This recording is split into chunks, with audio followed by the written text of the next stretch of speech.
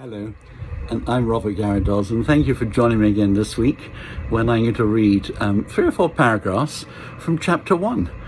So you get a flavour for the book. I should just pick up my notes 1 second. And in the first chapter, it's headed Hamilton, Viking and Early Normandy Ancestors. It's fascinating. It's an amazing collection of historical events and things that direct ancestors of the modern day Alec Hamilton and the founding father of America, Alexander Hamilton, linked to. Let me give you a quote first. It's by the author C.S. Lewis. And he said, "You can go back and change the beginning, but you can start where you are and change the end." You can't go back and change the beginning, but you can start where you are and change the end. I wrote, however, in this book, we can look back in time and review many of these Hamilton ancestors over each century through to modern times. In this book, 2 Alexander Hamiltons share the same ancestor. The author shares DNA evidence of their legitimate Hamilton DNA links back to the first known traceable ancestor of them both, born in AD 880. In some way, the genes will have contributed to shaping the men they were to become. And here's a couple more paragraphs later on with a heading, "The 2 Normandy founding Vikings and their Norman burial sites." Rouen Cathedral in Normandy houses the remains of Bernard the Dane, his fellow Earl Rollo, the founder of Normandy, France, as we know it today. Rollo's wife Poppa and their son William Longwood, self-styled Count of Normandy, ruled after his father had passed away. Actually, eye evidence with DNA, genealogical information, historical information, even topographical information. I evidence in this chapter earlier on that both Bernard and Rollo were not born in Denmark, but another North country.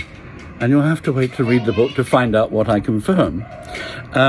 Reading on a bit further, I've put that also buried in Rouen Cathedral in France is not only these 2 Vikings that founded the Normandy region as we know it in France, but the cathedral also houses King Richard the Lionheart of England, the body of Empress Matilda, daughter of Henry I of England, who married the Roman Emperor Henry V. It also houses the bodies of Geoffrey of Anjou of France. Empress Matilda became a claimant to the English throne, but was not crowned after a people revolt against her. But her son succeeded to the throne as Henry II of England, and he married Eleanor of Aquitaine in France, and their firstborn was Henry the Younger. What else did I pick up here from the book? I thought I was going to read to you. Ooh, it's hard holding bits from the book and videoing at the same time. Have you ever tried that? Oh, yes, it goes on to say that also buried in the same Rouen Cathedral are John Plantagenet of Lancaster, the Duke of Bedford, who oversaw Joan of Arc's trial and the burning at the cross of Joan of Arc as a heretic in France. She was also buried in Rouen. Sadly, the tomb of John Plantagenet was destroyed in the 16th century by Calvinist Christians, but a plaque marking his life was placed there. I also note earlier that a 5th generation Viking becomes King of England. And what happened next changed the entire course of British history and influenced the future nation of North America, as 2 Hamilton ancestor brothers were William, Duke of Normandy's invading army, and they sailed to England in September 1066. You'll discover in the book who those brothers were, and they are the direct line ancestors of all the Hamiltons today. Next week, I'll read a little from chapter 2, and until we meet again, thank you for joining me today. Goodbye.